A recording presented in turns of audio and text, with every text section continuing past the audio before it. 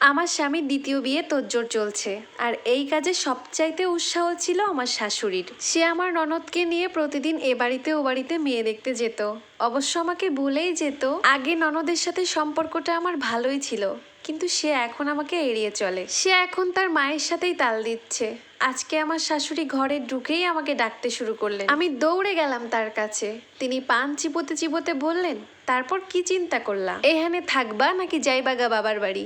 আজকে কিন্তু কথা ফাইনাল কইরা আইছি। মাইয়া বেজায় সুন্দর, কি আবি একটা মাইয়া, আর বয়সও কম, দেখেও মনে হইলো সুস্থ সবল। এমন মাইয়া সহজে পাওন যাইব না। আশা করি তোমার কোনো সমস্যা নাই।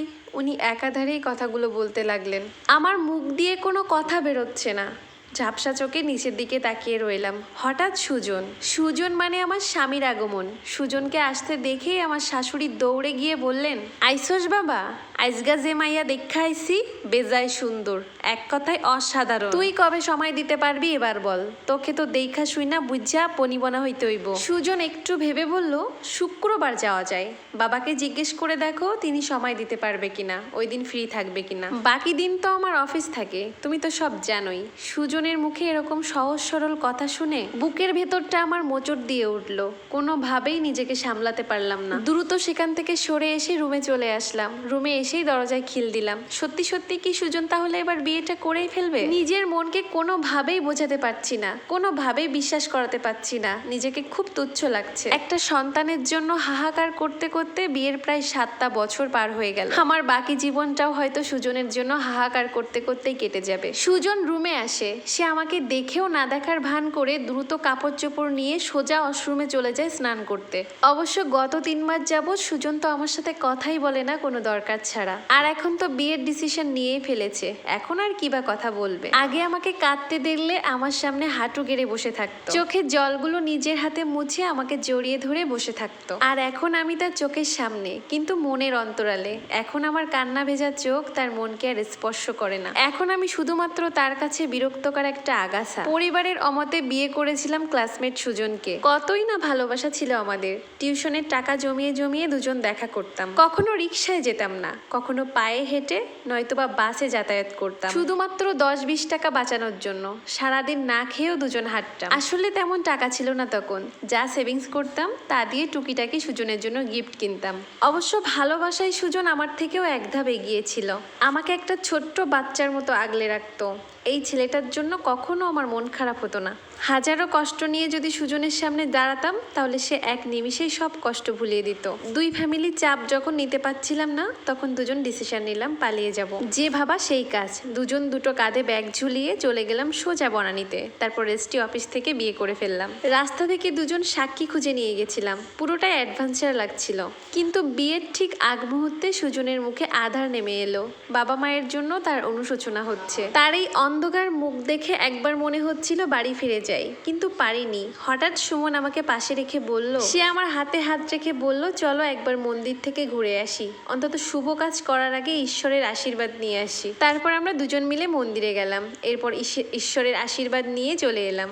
তারপর হঠাৎ সুজন বলল যে আমি একটু বাইরে থেকে আসছি, আমার খুব জল তেষ্টা পেয়েছে। তো ও চলে গেল। তখন আমি ওর জন্য অপেক্ষা করতে থাকলাম। এই অপেক্ষাটাই ছিল আমার জীবনের শ্রেষ্ঠ অপেক্ষা। জানি সে কোথাও যাবে না, সুজন আসবেই, ওকে আসতেই হবে। এটা একটা কঠিন পরীক্ষা ছিল। আমার মনের ইচ্ছাও সত্যি হলো, সে আসছিল। তারপর আমারও বিয়ের আগ মুহূর্তে কেমন জানি অনুশোচনা হচ্ছিল। আমি কান্নায় ভেঙে পড়লাম। মায়ের নিষ্পাপ মুখটা আমার চোখের সামনে বারবার ভেসে উঠছিল। তখন সুজন আমার হাতটা চেপে বলল, আমি তো আছি। সেদিন সুজনের চোখে আমার প্রতি দায়িত্ব দেখেছিলাম, গভীর ভালোবাসাও দেখেছিলাম। রেজিস্ট্রি অফিস থেকে বের হওয়ার পর আমি এক অন্য সুজনকে আবিষ্কার করলাম। তার চোখ জোড়া খুশিতে ঝলমল করছিল।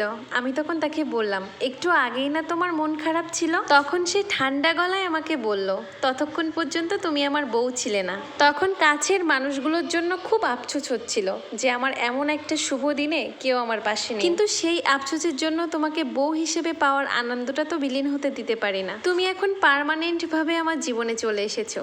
এটা যে আমার জন্য কতটা আনন্দের তুমি কি আন্দাজ করতে পারছো না। কিন্তু হায় রে ভাগ্য আমার, সেদিনের সব কথাগুলো আজ মিথ্যে হয়ে গেল। আমি আমার সুজনকে চিরতরে হারাতে বসেছি। আমি হারিয়ে ফেলেছি আমার আগের সুজনকে। ঈশ্বর, তুমি আমাকে আমাকে শক্তি দাও, কিভাবে সহ্য করব আমি?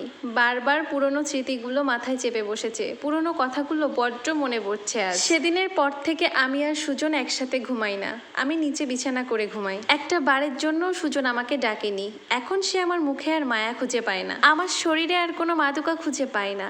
এখন আজ আমি পুরনো খেলনা। এর মাঝে সুজন একদিন মেয়ে দেখে এসেছে, এরপর থেকে সুজনকে খুব হাসি খুশি লাগছে। সুজনের মুখে আমি সারা জীবন হাসি দেখতে চেয়েছিলাম, কিন্তু কেন যেন সুজনের এই হাসিটা আমার ভেতরটা পুড়ে ছারখাড় করে দিচ্ছে। আমি ভেবে পাচ্ছি না আমি কি করব, কোথায় যাব, এখন কি বা করার আছে আমার যাওয়ার অনেক জায়গা ছিল, কিন্তু সারা দুনিয়ার মানুষের সামনে আমি সুজনকে দেবতুল্য বানিয়ে রেখেছি। আমি কোন মুখ নিয়ে কারো দরজার সামনে দাঁড়াবো? আমার এই করুণ অবস্থা আমি কাউকে দেখাতে পাচ্ছি না। আমাকে রান্নাঘরে ঢুকতে দেখে আমার শাশুড়ি বলে উঠল, সামনে শুক্রবারে বিয়া, আর এখনো দেখো এই বেহায়া মাইয়ার কোথাও যাওয়ার নামগন্ধ পর্যন্ত নাই। আমার সাপ সাপ কথা, নতুন বউ আওনের পর ওই ঘরে যাওয়া একদম বন্ধ। ওই ঘরে ঢুকলে পা একদম ভাঙা ফেলমু, বহুত কষ্টে মাইয়া জোগাড় করছি। এত বিষাক্ত কথাগুলো আমার কানে আসতেই আমার শরীর থরথর করে কাঁপতে শুরু করলো। আমার হাত থেকে কাচের বাটিটা পড়ে একদম গুঁড়ো গুঁড়ো হয়ে গেল। আওয়াজ শুনে আমার শাশুড়ি তেড়ে আসলেন আমাকে মারতে। ননদ এবার থামিয়ে বলল, মা তুমি এবার কিন্তু বেশি বেশি করছো, বৌদি এখন যাবে কোথায়? সময় হলে উনি নিজেই বুঝতে পারবে ওনার কোন জায়গাটা ভালো আর কোন জায়গাটা মন্দ। গন্ডগোল শুনে সুজন দৌড়ে আসলো, এসে বলল, এত চিল্লাচিল্লির কিছুই নেই, সুমির ইচ্ছে হলে এখানে থাকবে, না ইচ্ছে হলে এখান থেকে চলে যাবে, কিন্তু ওকে বের করে দেওয়ার মতো অধিকার এখনো আমাদের নেই। আইনগতভাবে ওর এ বাড়িতে এখনো থাকার অধিকার আছে। আমি প্রতাপকে ফোন করেছি, সে এসে স্টোর রুম পরিষ্কার করে যাবে এবং রং করে যাবে, সাথে একটা সিঙ্গেল খাটও অর্ডার করেছি। বাকি যেগুলো লাগবে পরে সেগুলো ম্যানেজ করে দেয়া যাবে। থাকা নিয়ে নিশ্চয়ই আর কোনো সমস্যা হবে না। আমি কি বলবো, আমার স্বামীর মহত্ব দেখে ভাষা হারিয়ে ফেলেছি। আমাকে থাকতে দিয়ে করুণা দেখাচ্ছে, আমি জানি এগুলো করছে শুধুমাত্র সৃষ্টিকর্তাকে জবাব দেওয়ার জন্য। এখানে বিন্দু মাত্র কোনো ভালোবাসা নেই। 3 দিনের মধ্যে স্টোর রুম গুছিয়ে পরিষ্কার করে ফেলেছে, সাথে নতুন খাট, ছোট অর্ড্রপ, টেবিলও এনেছে। আর এসব দেখে আমার শাশুড়ি জ্বলে পুড়ে মরছে। বোকা মহিলা, উনি বুঝতেই পারছে না এসব সব করুণা, এসব সুখেরও না গর্বেরও না। রাতে বিছানা করে নিচে ঘুমোচ্ছিলাম, তখন সুজন আমাকে ডেকে বলল, ওই রুমে যেয়ে ঘুমাও, এখন থেকে অভ্যাস করো। সুজনের মুখে কথা শোনার পর আমার মনে হলো কেউ আমার কলিজাটা টেনে টুকরো টুকরো করে ফেলেছে। আমি তখন বললাম, অভ্যাস হয়ে গেছে, আর তো মাত্র একটা রাত, একটু পাশাপাশি থাকি। গল্পের দ্বিতীয় অংশ শুনতে চাইলে কমেন্ট করে যাবেন।